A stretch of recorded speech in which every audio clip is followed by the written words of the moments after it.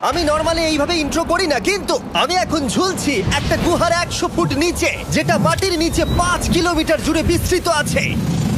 আর আমরা এটা পছন্দ করি বা না করি, যখনই আমি আর আমার বন্ধুরা মাটি টাচ করলাম, আমরা অফিসিয়ালি এখানে আগামী 7টা দিন কাটাতে চলেছি। বাবারে, এটা আমার জীবনে করা সবথেকে ভয়ঙ্কর জিনিস। প্রথমত, আমাদের এখন এখান থেকে অনেকটা দূরে যেতে হবে। কেন? যদি ঝড় বৃষ্টি হয় তাহলে এই পুরো জায়গাটা জলে ভরে যেতে পারে, আর সমুদ্রের মতো ঢেউ এসে সবাইকে ভাসিয়ে নিয়ে যেতে পারে। সেই জন্য আমাদের আরো ভিতরে যেতে হবে একটা বেস ক্যাম্প বানানোর জন্য। ভাই এটা পুরো পাগলাম। এটা একটা অন্য জগৎ মনে হচ্ছে। এই কেভ এন্ট্রান্সটা হয়তো দেখতে সুন্দর, কিন্তু দেখে যা মনে হচ্ছে আসলে তা নয়। আর আমরা হয়তো জানি না যে আগামী 7টা দিন আমাদের জীবনের সব থেকে কঠিন সময় হতে চলেছে। সব থেকে বাজে ডিসিশন। ঠিক আছে, আর কিছুক্ষণের মধ্যেই অন্ধকার হতে চলেছে। ক্যাম্প না করলে আমরা বিপদে পড়বো। আমরা কোথায় যাচ্ছি সেটা কি বলবে? আমাদের ক্যাম্প সেটআপের জন্য একটা ফ্ল্যাট গ্রাউন্ড খুঁজতেই হবে। কেভের ভেতরে ঢোকার পরে আমরা এমন একটা জায়গা খুঁজে পেলাম যেটা অনেকটা উঁচুতে থাকায় আমরা জল থেকে সুরক্ষিত থাকতে পারবো। তার মানে এটা ক্যাম্পের জন্য পারফেক্ট। পারফেক্টটা একটু বেশি হয়ে গেল। মোটামুটি বলা যেতে পারে। ঠিক আছে, ক্যাম্পের জন্য মোটামুটি। প্রথম দিনের বাকিটা আমরা কাটিয়ে দিলাম আমাদের জিনিসপত্র আনতে। প্রত্যেকটা ব্যাগের ওজন প্রায় 80 পাউন্ডস। আর যেমনটা তোমরা ফুটেজে দেখছো, আমরা এটা করতে 4 ঘন্টা লাগিয়ে দিলাম। এখান থেকে যাওয়া খুব কঠিন। তারপরে আমরা সবাই বেস ক্যাম্পে ফিরে গেলাম। ঠিক আছে, আমরা এখানে লাইট লাগিয়ে দিলাম। আমাদের সব জিনিসপত্র হোম বেসে চলে এসেছে। একটু ক্যামেরাটা ওদিকে দেখাবে? ওদিকটা কিন্তু ভয়ানক অন্ধকার, আর সবসময় এরকমই থাকবে। তাই আমরা ক্যাম্পিং গ্রাউন্ডের জন্য খুব বেশি কিছু করতে পারলাম না। কটা ফুটো করে দড়ি টাঙিয়ে দিলাম। এটা ধরো আর ওঠো দেখি। মনে হচ্ছে আমাদের হ্যামকগুলো ভালোই সাপোর্ট পাবে। আর তারপরে আমাদের সার্ভাইভাল গাইড জোয়ের সাহায্যে আমরা হ্যামক টাঙালাম। এই সরু দড়িটা আমার হ্যামকটাকে ধরে রাখবে। হ্যাঁ, ডিনার খেয়ে আমরা প্রথম রাত্রি ঠান্ডার জন্য তৈরি হলাম। আমি মিথ্যে কথা বলবো না, আমি যতটা ভেবেছিলাম তার থেকে এই হ্যামকটা অনেক বেশি কমফোর্টেবল। এই আমি তো আমার চমকেই হাতটা তো গেছিলাম। বড় কেন ভাই? এই কেভটা 2.5 কিলোমিটার ডিপ, আর আমরা এখন এন্ট্রান্সের কাছেই ক্যাম্পিং করছি। কাল আমরা অনেক কিছু এক্সপ্লোর করব। তোমরা কেমন ঘুমালে? ভয়ঙ্কর। ঘুমই হয়নি। এটা সত্যিই একটা অস্বস্তিকর পরিবেশ। কেভের উপর থেকে অনবরত আমাদের উপরে জল পড়েই যাচ্ছিল, তাই উপরে একটা প্লাস্টিক চাপালাম, কিন্তু তাও আমাদের হ্যামকের উপরে জল পড়েই যাচ্ছিল। একটা আইডিয়া আছে, চলো শেল্টারগুলোকে ভালোভাবে তৈরি করি। আমার মনে হয় এই প্লাস্টিকগুলোকে জুড়ে দিলে আর জল পড়বে না। বাহ, তুমি তো জিনিয়াস। আমি শুধু একজন ইউটিউবারই নয়, ঠিক আছে? আমার হ্যামকটা এটার উপরে ঝুলছিল। মানে দেখো, আমি আরেকটু হলে হ্যামক থেকে নেমে পড়ে যেতাম। আর আমরা সেই সময় এটা বুঝতেই পারিনি যে এই গর্তটা প্রায় 40 ফুট গভীর। তাই যখন আমি আর শন প্লাস্টিকগুলোকে জুড়ছিলাম, তখন ম্যাক আর কার্ল এই গর্তটা কতটা ভয়ঙ্কর সেটা দেখতে গেল। আমার হ্যামকটা দেখতে পাচ্ছো? ওখানে আমি ঘুমোচ্ছিলাম। এদিকটা দেখো। আর যেহেতু এই কেভে সব একই রকম দেখতে, তাই আমাদেরকে ফলো করা অনেকটাই কঠিন ছিল। এই ম্যাপে তোমরা আমাদের হোম বেস দেখতে পারবে, আর দেখতে পারবে ওরা ওখান থেকে কত দূর হ্যাঁ, যাচ্ছে। এটা তো খুবই ভয়ঙ্কর। এটা পাগলামো। আর যখন ছেলেরা র্যান্ডমলি এক্সপ্লোর করছিল, তখন আমি আর শন ক্যাম্পে কাজ করছিলাম। এই স্লিপিং ব্যাগটা এখানে কেন পড়ে? কারণ এটার থেকে পিয়ের গন্ধ বেরোচ্ছে। ইয়া, এটার থেকে শেখা উচিত স্লিপিং ব্যাগ ভাড়া নিতে নেই। আমরা স্লিপিং ব্যাগ কেন ভাড়া আমি- নিয়েছি? কেন আমি আমরা জানি না। স্লিপিং ব্যাগগুলো কিনে আনতে পারলাম না? আর তারপরে আমরা এই দুটো প্লাস্টিককে জিপ টাই দিয়ে জুড়ে দিলাম। কিছু মনে করো না, এই দড়িটার উপরে আমার জীবন বাজি আছে। আর তখন ওইদিকে ম্যাক আর কার্ল তখন ওই গর্তের মধ্যে। ও মাই গড, ম্যাক! আর শেষ পর্যন্ত ওরা একদম নিচে পৌঁছে গেল। এই! আমি তো ভাবলাম সবাই ক্যাম্প নিয়ে কাজ করবে। আমরা শুধু দেখাচ্ছিলাম জায়গাটা কতটা ভয়ঙ্কর। না পড়লেই হবে, তোমাদের স্কিল নেই। আচ্ছা, ঠিক আছে। আর যদিও ওদের এবার ফিরে আসা উচিত ছিল, কিন্তু কাল আর ম্যাক এটা কতটা গভীর সেটা দেখানোর চেষ্টা করলো। ভাই এটা দেখতে দারুণ লাগছে। তুমি কি নদীটাকে পার করতে পারবে? কিন্তু ওরা এটা জানে না যে এই রিভারটা এই কেভের গোটাটাই জুড়ে আছে। তার মানে এর মধ্যেও আমাদের কিছুটা সময় কাটাতে হতেই পারে। ওই তো ওরা এসে গেছে। এসো। তোমরা রান্না করে রেখেছো তো? হ্যাঁ, রান্না করেছি। ঠিক বলেছ। একটা নতুন বাড়ি, ঠিক বলেছি তো? একদম। এখন আমাদের একটা ছাদ আছে। আর এটা তো দারুণ। জিমি রান্না বেশ ভালোই আর করেছে। আমরা আমাদের ফায়ার পিটটাকে এই সুন্দর জায়গাটাতে নিয়ে এসেছি। জায়গাটা কেমন? বেশ গরম। আরামদায়ক। এই পাথরগুলো গরমটাকে ধরে রাখবে এবং ওপর থেকে যে পি পড়ছে সেগুলোকে আটকে দেবে। ওটা পি নয়। তাহলে ওটাকে কি বলবো? যদি জানি না, হয়তো বৃষ্টির জল হবে। না, এটা বৃষ্টি নয়, না, পাথর মানে ইয়ে তুমি- করছে। এই একটু উপরে দেখাও। তুমি মেঘ দেখতে পাচ্ছো? পাথর দেখা যাচ্ছে। এটা বৃষ্টি নয়, রক পি। Rock P. ঠিক আছে, রক পি। ঠিক আছে, এটা রক পি। আর একটা শুকনো রাত ঘুমিয়ে কাটাবার পরে আমরা ঠিক করলাম জো আমাদের সার্ভাইভাল এক্সপার্ট, তাকে নিয়ে আমরা কেভের শেষ প্রান্ত অব্দি যাব। Cave, cave! Cave, cave, cave! Cave. দেখা যাক আমরা কেভের কতটা গভীরে যেতে পারি। তোমরা কিন্তু মনে রাখবে আমরা সবেমাত্র কেভের এন্ট্রান্সের দিকেই আছি, আর আমাদের ইচ্ছা এই কেভের শেষ প্রান্ত অব্দি যাওয়া, অবশ্যই না মরে গিয়ে। ও মাই গড, এটা তো খুবই স্টিফ। আরে এটা তো সবে শুরু। আমরা কেভের আরো গভীরে এসেছি। তোমরা সবাই সাবধানে আসবে। এটা খুবই ছোট জায়গা, আমার মনে হয় না এখান থেকে আমি যেতে পারবো। কেভ এক্সপ্লোরের ইন্টারেস্টিং জিনিসটা হলো যা হোক করে আমাদের এই ছোট্ট ফাঁকগুলোর মধ্যে দিয়ে এগিয়ে যেতে হবে। ও মাই গড, খুব ছোট জায়গা। আর তারপরেই খুব বড় একটা জায়গা আসবে, সেটা এতটাই বড় যে কিছু না দেখতে পাওয়ার জন্য এটা করতে হলো। ও মাই গড। এবার আমি সব দেখতে পাচ্ছি, এটা দুর্দান্ত। এটার তো অনেক আলো। ভাই জায়গাটা কতটা সুন্দর দেখো। বাপরে কি আলো, আমি তো তাকাতেই পারছি না। আমি তো অন্ধ হয়ে যাব মনে হচ্ছে। এ বাবা, এটা কি হলো? আমরা বোধহয় ঠিক মতো এটাকে ব্যবহার করতে জানতামই না। চলো এগিয়ে যাই। আর তাই আমরা এগোতে থাকলাম। এই যে এই জায়গাগুলো, এগুলো খুব ভালো ধরার এখানে? জায়গা। এগুলো ধরে এখান থেকে পা ঘুরিয়ে চলে আসতে পারবে। এইভাবে কি? হ্যাঁ, একদম পারফেক্ট। জো সব থেকে ভালো কেভ গাইড। এভাবে কেউ গাইড করতে পারবে না। ঠিক আছে, এইবার ব্যাপারটা ইন্টারেস্টিং হবে। কি? এটা কি? এখান থেকে আমাদের ওয়েট শুট পরে সাঁতার কেটে যেতে হবে। গতকাল ম্যাক আর কার্ল এটা নিয়ে মজা করছিল, কিন্তু এই কেভে আমাদের পরের অ্যাডভেঞ্চারটা ছিল একটা প্রায় জমে যাওয়া নদীর মধ্যে। ও মাই গড, এটা তো পাগলামি! তার মানে আমাদের ওয়েট শুট পড়তেই হবে যাতে আমাদের হাইপোথার্মিয়া না হয়। আমরা এটা কেন করছি? এই এক্সপেরিয়েন্সটা তো জীবনে একবারই হবে। কি? এটা করলে হয়তো আর নাও বেঁচে থাকতে পারি। আমাদের এই কেভের শেষে পৌঁছতে হলে আমাদের এই নদীর মধ্য দিয়ে, এই ছোট্ট ফাঁকগুলোর মধ্য দিয়ে সাবধানে ধীরে ধীরে এগিয়ে যেতে হবে। আস্তে আস্তে নামো, স্রোতের কারণে পা পেছনে টানতে পারে। ঠিক আছে, আমি তাহলে নামছি। তুমি ওই দেয়ালগুলো ধরে ধরে এগোতে থাকো আস্তে এটা তো আস্তে। খুব ঠান্ডা। তুমি পারবে জিমি। জানি না এখানে ঢুকতে পারবো কি না। জিমি, এবার তুমি জল থেকে উঠে দাঁড়িয়ে পড়ো। এটা সত্যি একটা পাগলামি। এখানে কি ঠান্ডা! যখন তোমরা খুব ঠান্ডা জলের মধ্যে থাকবে তখন একটা পাথরকে ধরে এগিয়ে চলা খুব কঠিন হবে। ও মাই গড, এটা সত্যি পাগলামি। ম্যাক, কার, চলে এসো। আমার ভয় লাগছে। চলো চলো, পারবে। ভাই। এগোতে থাকো, পেছন দিকে তাকিও না। একবার দেখো আমরা কি করছি। কিন্তু এই বাধাগুলো এতটা কঠিন ছিল না সামনে যা আসতে চলেছিল তার তুলনায়। আমরা পেরেছি। কেভ কেভ কেভ এই, কেভ। একটা কথা শোনো, আমরা 10% আসিনি। তার মানে এখনো আমরা শুধুমাত্র সার্ফেসেই রয়েছি, আর শেষ প্রান্তে পৌঁছতে হলে আমাদেরকে আরো 2 কিলোমিটার যেতে হবে। যেরকম তোমরা দেখতে পাচ্ছ এখানে 24/7 বৃষ্টি হয়, তাই আমি একটা আড্ডা মারার জায়গা তৈরি করেছি যেখানে আমরা কেউ ভিজবো না। আমি ভাবছি আমি যদি এটা না বানাতাম তাহলে কি হতো। আমি নিশ্চিত যে ওদের একটা ভেজা পাথরের উপর শুতে হতো। আমাদের ক্রমাগত এগিয়ে যেতে হবে এবং শরীরটাকে ভিজে রাখতে হবে। ঠিক আছে। নইলে আমাদের শরীরের তাপমাত্রা কমে এটা যাবে। এতটা কঠিন কেন? সব থেকে বাজে ব্যাপার হলো আমরা যতটাই দিকে এগোবো ততটাই আমাদের পিছন দিকে ক্যাম্পে ফিরতে হবে। আমাদের পরের বাধাটা হয়তো জলের মধ্যে নয়, কিন্তু তার মানে এটা নয় যে সেটা সহজ হবে। আরে এটা কি মাকড়সার জাল? কিন্তু আমি মাকড়সা দেখতে পাচ্ছি না। তার কেন? মানে ওটা আমাদের উপরে আছে। আরে তোমার গায়ে, তোমার গায়ে। আমার বন্ধুরা কত বাজে। এই গেমটা মিস্টার বিস্ট ভিডিওর মতো, যত এগোবে ততই কঠিন হবে। সত্যি কথা বলতে যদি আমাদের সাথে জো না থাকতো আমরা মরেই যেতাম। আর 3 ঘন্টা পরে জো আমাদের জন্য একটা বাজে খবর নিয়ে এলো। জল অনেকটা বেড়ে গেছে আর আমরা অনেকটা সময় লাগিয়ে ফেলেছি, তাই আজকে আমাদের আবার ক্যাম্পে ফিরে যেতে হবে। আমি মানবো না। তুমি সেফটি এক্সপার্টের কথা অমান্য করতে পারো না। আমি এটা মানবো না। সত্যি কথা বলতে আমাদেরকে ফিরতেই হতো, কারণ এর আগে আমরা শুট করতে অনেকটাই সময় নষ্ট করে দিয়েছি। তারপর ফ্লেয়ার নিয়ে খেলেছি, তাই আমরা ফিরে যাচ্ছি আর এই মিশনটা আমরা পরের দিন আবার শুরু করব। শন, আমরা এসে গেছি।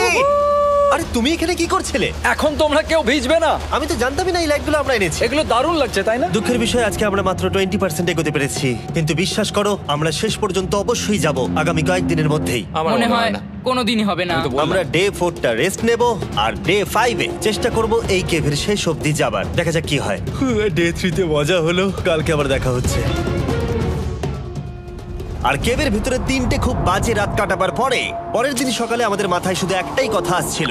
আমার একটা হট শাওয়ার চাই, তবে আমি এখন একটু শান্তি পাবো। ও, এখন শাওয়ার পেলে কিন্তু দারুণ হয়। আমি চান করিনি প্রায় 3-4 দিন হয়ে গেল। তোমরা নিশ্চয়ই জানো কেভের মধ্যে শাওয়ার করা সম্ভব নয়। আমাদের অনেকটা পথ হেঁটে সাবধানে আগের রিভার বেডের কাছে পৌঁছতে হলো। ও মাই গড! আমি আমার ব্রেনকে ফিল করতে পারছি। আমি এভাবে ব্রেনকে ফিল আমার করিনি। কপালটা জমে গেল পুরো। চলো ড্রোন দিয়ে মাথার চুলগুলো শুকিয়ে নি। এদিকে এসো ড্রোন। ও দাঁড়াও দাঁড়াও দাঁড়াও, এটা কিন্তু কাজ করছে। হ্যাঁ, দারুণ কাজ করছে। ড্রোন থাকতে হেয়ার ড্রায়ারের কি দরকার? আর চুল শুকানোর পর আমরা জোয়ের সাথে জার্নির প্ল্যান করতে বসলাম। এটা কি জো? এটাই কেভের ম্যাপ। আগেরবার আমাদের থামতে হয়েছিল কারণ জল খুব জোরে বইছিল। এখন বৃষ্টি কম হচ্ছে, তাই কালকে আমরা নিশ্চয়ই এই কেভের শেষে পৌঁছে যাব। এটা ভয়ঙ্কর হতে চলেছে। প্রথমে আমাদের কালকে যেখান দিয়ে গেলাম সেখান দিয়ে আগে যেতে হবে। জলের মধ্যে ঝাঁপ দিতে হবে এবং পাথর দেখে হাঁটতে হবে। এগুলো সবকটা আমরা যদি পার করতে পারি তাহলে আমরা গ্লো ওয়ার্ম চেম্বারে পৌঁছে যাব। কেমন দেখতে তুমি সেটা বলো না, আমি তোমাদেরকে সারপ্রাইজ দিতে চাই। আমার মনে হয় আমরা পারবো। ওইসব বাদ দাও, আমরা ঠিক কালকে পৌঁছে যাবো। কালকের প্ল্যান আমরা চক আউট করে নিয়েছি। আমরা রেস্ট করছি আর ফেস্টিভ্যাল স্মোর্স খাচ্ছি আমাদের এনার্জি রিগেন করতে। সবাইকে চিয়ার্স। Yippee! জো এই প্রথমবার ফেস্টিভ্যাল ও, স্মোর্স দারুণ। খাচ্ছে। জো সত্যি কথা বলবে। এটা দারুণ, তাহলে ভালো লাগলো? দারুণ লেগেছে। আমরা এই চকলেটটা আগে কেন বের করিনি? এটা এমনি চকলেটের থেকে 10 গুণ ভালো খেতে। সত্যি কথা বলতে তোমরা যদি ফেস্টিভ্যালের সাথে স্মোর্স ট্রাই না করে থাকো তাহলে তোমরা মিস করছো। কালকে আমরা পুরো কেভটা এক্সপ্লোর করব, দেখা হচ্ছে। তাই আমরা ভালো করে ঘুমানোর চেষ্টা করলাম আর কালকের প্রিপারেশন নিলাম কেভের শেষে যাওয়ার জন্য। আমরা আমাদের জীবনের সবথেকে ডেঞ্জারাস জার্নি করতে চলেছি। ডে 3 এর অভিজ্ঞতা মাথায় রেখে আমরা কম শুট করেছি যাতে আমরা সামনের দিকে তাড়াতাড়ি এগোতে পারি।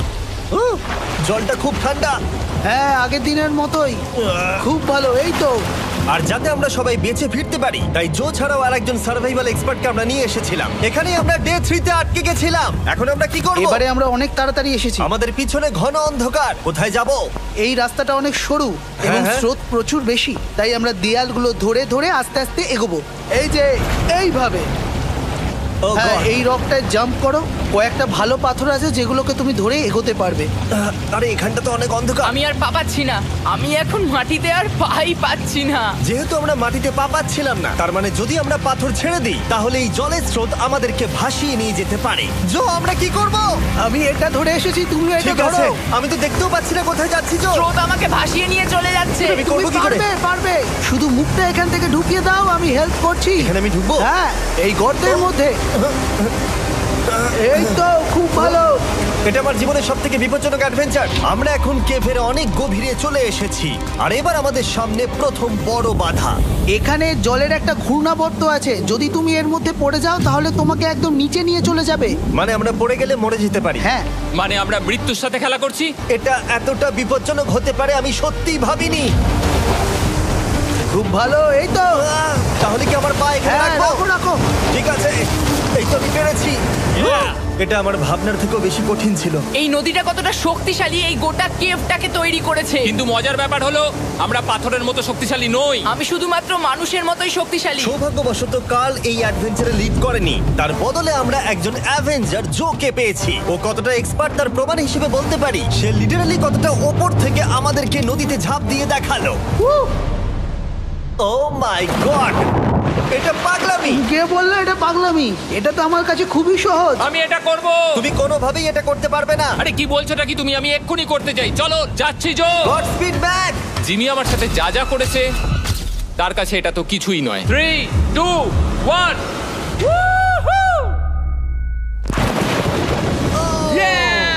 তুমি করবে? না, আমরা না এগুলো শেষ পর্যন্ত যেতে পারবো না। ও মাই গড, আমাদের নিচের দিকে যেতে হবে। আমরা সবসময় স্রোতের উল্টো দিকে কেন যাই? এখন শুধু আমি ভেসে ভেসেই যেতে পারবো, আর কিছু না। এই জলের তলায় অনেক ধারালো পাথর আছে, তোমরা সেগুলোকে দেখতে পাবে না, তাই সাবধানে পা ফেলবে। ও মাই গড, আবার এটা গভীর আরে হচ্ছে। আমার পা তো কিছুর উপরে রাখতে হবে। ছোট পাথরগুলোই একমাত্র বাধা ছিল না, মনে হচ্ছে আমাদের প্রতিটা পদক্ষেপে। ও ভাই, আমি কিচ্ছু দেখতে পাচ্ছি না। এটা খুব ভয়ঙ্কর। কেভটা আরো অন্ধকার হয়ে আসছিল এবং আরো সরু। আর তখন আমরা জানতাম না যে আমরা ফিনিশ লাইন অবধি পৌঁছতে পারবো কিনা। আমি ক্লান্ত হয়ে পড়েছি। এই কেভে আরো কঠিন বাধা আসার আগে তোমাদেরকে আমি কিছু দেখাতে চাইবো। জো, তোমার ব্যাগটা দাও। Thank you. তুমি জানো এর মধ্যে কি আছে? না, জানি না কি আছে। Brand new mister beast lab swamp. সত্যি কথা বলছি, গত 5 ঘন্টা ধরে যেহেতু আমি অনেক পরিশ্রম করেছি, তাই কোনো মতেই এখন এটা আমি বলার মতো অবস্থায় নেই। তাই এটা শুট করার 1 মাস পরে আমি পুরো কেপ সেটটা তৈরি করলাম ফিউচার জিমি নেম ট্যাগ দিয়ে। তারপরে বললাম, হে, আমি ফিউচার জিমি, আর আমি এখন তোমাদেরকে বলবো brand new toy line of mister beast lab swamp সম্পর্কে। এটা একটা কালেক্টিবল টয় লাইন, আর এখানে 119টা ইউনিক ডিজাইন ক্যারেক্টারও আছে যা তোমরা কালেক্ট করতে পারো। আর সবথেকে দারুণ ব্যাপারটা হলো, কোন ক্যারেক্টারটা তুমি পেয়েছো সেটা জানতে হলে এই টিউবে ওয়াটার দিয়ে নাড়াতে হবে আর তোমার সোয়ামস তোমার সামনে চলে আসবে। আর আমি এটা ডেমনস্ট্রেট করতে এই বিশাল বড় টিউবটাকে বানিয়েছি। এই টিউবটাকে জল দিয়ে ভরে দাও। তোমাদের এত জলের দরকার নেই, এটা অনেক বড় বলে এত লাগছে। ঠিক আছে, এটা এখন জলে ভর্তি হয়ে গেছে। এবার এটাকে একটু নাড়াতে হবে। এটা কি আর নাড়াতে হ্যাঁ হবে? হ্যাঁ, অনেক নাড়ানো হয়ে গেছে। এবার জল ঢালো এখানে। জো ঢালছে। আর জল ঢালার পরে তোমরা দেখতে পাবে তোমরা কোন সোয়ামটা পেয়েছো। এটা সব থেকে রেয়ার হাইপোক্রোম, যেটা মাত্র 1000টা বানানো হয়েছে। জো, এটা তোমার। থ্যাংক ইউ সো এটা মাচ। চাই। আর এটা তোমার। কাল কি নেবে? আমার কাছে দুটোই ছিল। আর আমরা শুধু সোয়ামেই থেমে নেই, আমরা এই অ্যাকশন ফিগার প্যান্থার গুলো বানিয়েছি যেগুলো এই ব্রিফকেসে আছে। আর এই সোয়ার্মের মতো এই মিউটেটর যখন তোমরা কিনবে দেখতে পাবে এর ভেতরে কি আছে। কোথায় কিনবো?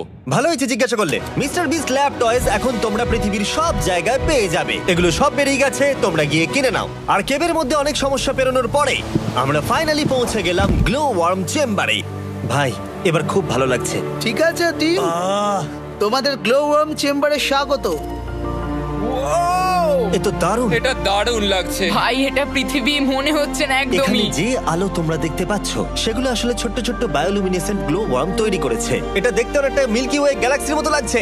ওয়াও! আর এই মুহূর্তটা, এই ভিউ, সত্যি বলতে এই ট্রেকের সমস্ত ক্লান্তি যেন দূর করে দিল। এখানে অবধি পৌঁছানো যেন সত্যি একটা অ্যাচিভমেন্ট ছিল। কিন্তু এখন আমাদের যাত্রা শেষ হয়নি, কারণ আমাদের এখান থেকে এখন বেস ক্যাম্পে ফিরতে হবে। আজকে ডে 6 হতে চলেছে, এখনো ওরা আসেনি আর আমি খুব ক্লান্ত।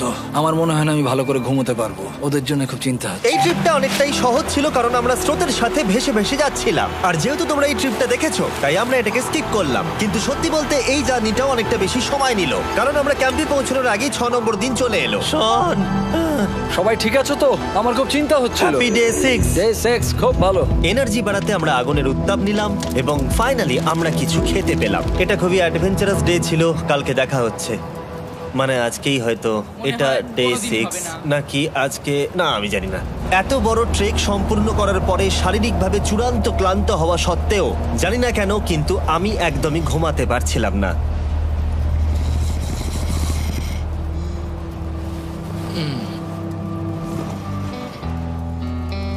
আমি 7 দিন সলিটারি কনফাইনমেন্টে কাটিয়েছি, কবরে কাটিয়েছি, 7 দিন রাফটে থেকেছি। কিন্তু সত্যি কথা বলতে এটা সবার থেকে বেশি কঠিন ছিল, কারণ সব সময় ভিজে, ঠান্ডা, প্রত্যেক মুহূর্তে এই পাথরগুলো শরীরে ব্যথা দিচ্ছে। বেশিরভাগ সময়টাই এই কেভটা দুঃস্বপ্নের মতো ছিল। কিন্তু তোমার আর আমার মধ্যে জিমি! ইয়ো! গার্ড, আমাকে দেখতে পাচ্ছো? এটা পৃথিবীর সবথেকে উজ্জ্বল টর্চ। মজার মুহূর্ত অনেক ছিল। মাটির নিচে 300 ফুট গভীরে অভিযান চালানো থেকে আমাদের সবাই মিলে হ্যামক নিয়ে হাসাহাসি করা সবকিছুই এই অভিযানের অংশ ছিল। যেহেতু আমাদের সঙ্গ দারুণ, চলো তিমির মতো আওয়াজ করো। তাই এই ভিজে, ঠান্ডা, পাথুরে অদ্ভুত কেভের ট্রিপটা বদলে গেল আমাদের জীবনের সব থেকে সুন্দর মুহূর্তে।